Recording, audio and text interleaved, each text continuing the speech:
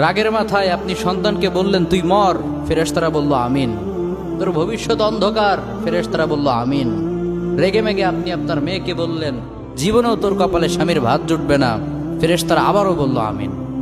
আচ্ছা, আপনি না সেই ব্যক্তি যে তার নিজের জীবনের চাইতেও সন্তানকে বেশি ভালোবাসেন? আপনি না সেই ব্যক্তি যে তার সন্তানের জন্য হাসতে হাসতে নিজের জীবনটাও দিয়ে দিতে পারেন? আপনি না সেই ব্যক্তি যে আল্লাহর কাছে নিজের চাইতেও সন্তানের জন্য বেশি দোয়া করে? তাহলে কি করে নিজের হাতে নিজের সন্তানের এত বড় ক্ষতি করতে পারলেন? Doesn't make any sense. Common sense বলতে কিচ্ছু নাই আপনাদের? আপনারা কি জানেন না আপনাদের রাগের মাথায় বদদোয়া করাগুলো ফেরেশতারা আমিন বলে?